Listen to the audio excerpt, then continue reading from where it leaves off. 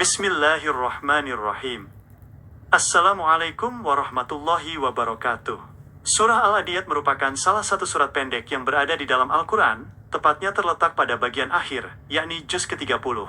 Nama surat ini diambil dari kata pertama yang terdapat pada ayat pembukanya, yaitu Al-Adiyat, yang secara bahasa mengandung arti kuda perang yang berlari kencang. Surat yang menempati urutan ke-100 di dalam mushaf Al-Quran ini, terdiri dari 11 ayat secara keseluruhan. Ditinjau dari sejarah turunnya, surah Al-Adiyat diklasifikasikan sebagai golongan surah Makkiyah. Surat ini diturunkan kepada Nabi Muhammad SAW di kota Mekah, sebelum peristiwa hijrah Nabi Muhammad SAW ke Madinah. Pokok isi utama dari surat ini adalah sumpah Allah Subhanahu wa Ta'ala dengan menggunakan perantara kuda perang, yang kemudian dilanjutkan dengan penjelasan mengenai tabiat dasar manusia yang cenderung ingkar serta sangat cinta kepada harta benda. Secara garis besar, isi yang terkandung di dalam surah Al-Adiyat terbagi menjadi beberapa pokok bahasan penting yang saling berkesinambungan. Pada awal surat, Allah Subhanahu wa Ta'ala bersumpah demi kuda-kuda perang yang berlari kencang terengah-engah, kuda yang memercikan bunga api dengan kuku-kukunya, serta kuda yang menyerang musuh secara tiba-tiba di waktu pagi hari. Sumpah ini dipergunakan oleh Allah Subhanahu wa Ta'ala untuk menarik perhatian manusia agar merenungkan tanda-tanda kebesarannya, serta menyadari suatu kenyataan penting mengenai diri mereka sendiri.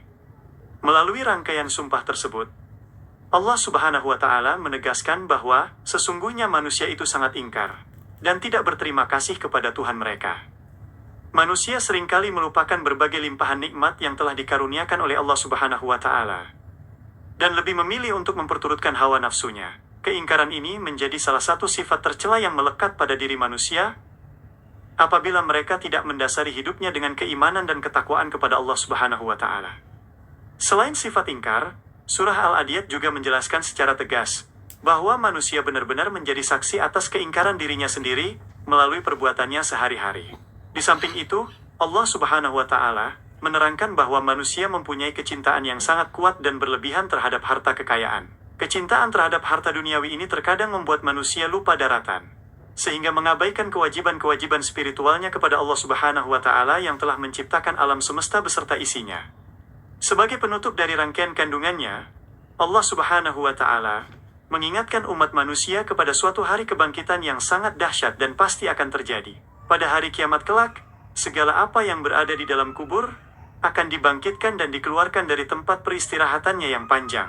Tidak hanya itu, apa saja yang tersimpan rapat di dalam dada manusia, baik itu niat rahasia maupun amal perbuatan, semuanya akan ditampakkan secara nyata di hadapan Allah Subhanahu wa Ta'ala. Pada hari perhitungan tersebut, Tuhan yang Maha mengetahui terhadap segala gerak-gerik dan perbuatan hamba-hambanya akan memberikan balasan yang adil tanpa ada ketidakadilan sedikit pun.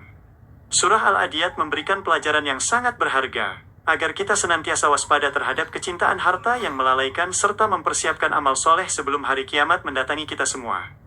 Semoga renungan ini dapat menggerakkan hati kita untuk terus mendekatkan diri kepada Allah Subhanahu wa Ta'ala dan menjadikan Al-Quran sebagai pedoman hidup yang utama dalam mengarungi kehidupan di dunia ini. Semoga hati kita senantiasa dilembutkan oleh ayat-ayat suci Al-Quran, disadarkan dari kelalaian dunia, dan dituntun untuk selalu berjalan di atas ridha Allah Subhanahu wa Ta'ala yang Maha Pengasih lagi Maha Penyayang. Terima kasih atas segala perhatiannya. Semoga Allah Subhanahu wa Ta'ala selalu melindungi kita dalam kebaikan dan mendapat keberkahan dari Al-Quran. Dan mohon maaf jika ada hal-hal yang kurang tepat dalam penyampaian. Wabillahi taufiq wal hidayah. Wassalamualaikum warahmatullahi wabarakatuh.